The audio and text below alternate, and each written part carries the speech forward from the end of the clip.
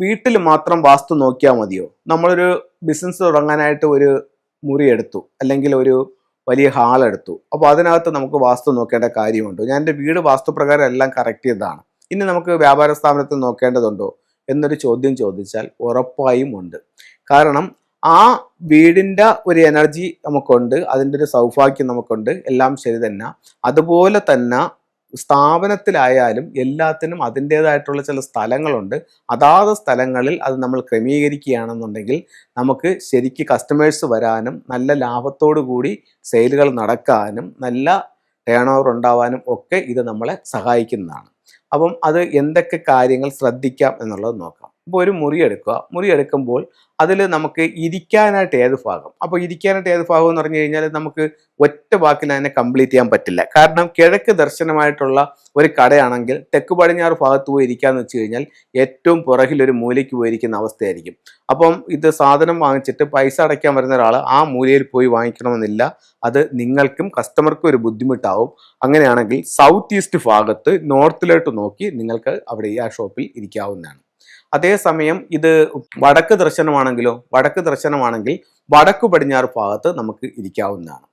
അതേപോലെ തന്നെ ഇത് തെക്ക് ദർശനമാണെങ്കിൽ ഏത് രീതിയിൽ ഇരിക്കാന്ന് വെച്ച് കഴിഞ്ഞാൽ തെക്ക് ദർശനമാണെങ്കിൽ തെക്ക് പടിഞ്ഞാറ് ഭാഗത്തും നമുക്ക് ഈ രീതിയിൽ ഇരിക്കാം. പടിഞ്ഞാറ് ദർശനമാണെങ്കിലും തെക്ക് പടിഞ്ഞാറ് ഭാഗത്തും നമുക്ക് ഈ രീതിയിൽ ഇരിക്കാം. അപ്പം നമുക്ക് ക്യാഷ് കൗണ്ടറും നമ്മൾ ഇരിക്കുന്നതും ഏത് ഭാഗത്താണെന്നുള്ളതിൻ്റെ ഒരു ഐഡിയ കിട്ടി. അത് കഴിഞ്ഞിട്ട് നമുക്കിതിൻ്റെ ഡോർ ഏത് ഭാഗത്തു നിന്ന് കൊടുക്കാം. ഡോർ ഏത് ഭാഗത്ത് നിന്ന് കൊടുക്കാന്ന് പറഞ്ഞു കഴിഞ്ഞാൽ ഇപ്പോൾ ഭൂരിഭാഗം കടകളും ഷട്ടറാണല്ലോ. അപ്പം നമ്മൾ ഫാബ്രിക്കേഷൻ ചെയ്യുമ്പോഴത്തേക്ക് അല്ലെങ്കിൽ അതിൻ്റെ പാർട്ടീഷൻ ചെയ്യുമ്പോഴത്തേക്ക് ആ രീതിയിൽ നമുക്കതിനെ കറക്റ്റ് ചെയ്യാനായിട്ട് സാധിക്കും.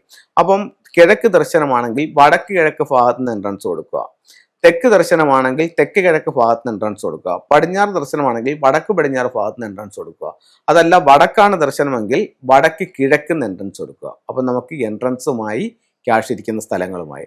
ഇനി നമുക്ക് പെട്ടെന്ന് വിറ്റ് പോകേണ്ടതായിട്ടുള്ള സാധനങ്ങൾ, നല്ല പ്രോഫിറ്റ് കിട്ടുന്നതായിട്ടുള്ള സാധനങ്ങൾ, അത് ഏത് ഭാഗത്ത് വെക്കാം എന്ന് ചോദിച്ചാൽ അത് വടക്ക് പടിഞ്ഞാറ് ഭാഗത്ത് വെക്കാം. അടുത്തൊരു ചോദ്യം എന്ന് വെച്ച് കഴിഞ്ഞാൽ നമുക്ക് വടക്ക് കിഴക്ക് ഭാഗം എപ്പോഴും ഫ്രീ ആക്കി ഇടുന്നത് നമ്മുടെ ബിസിനസ് സുഗമമായി മുന്നോട്ട് പോകാനായിട്ട് നല്ലൊരു കാര്യമായി വാസ്തുവിൽ പറയുന്നു.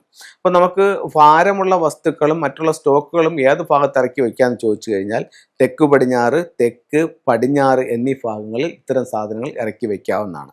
അപ്പോൾ ഇത്തരത്തിലുള്ള കാര്യങ്ങൾ നിങ്ങൾ മെയിനായിട്ടും ഇത് കട പണിയുമ്പോൾ ഒന്ന് ശ്രദ്ധിക്കണം.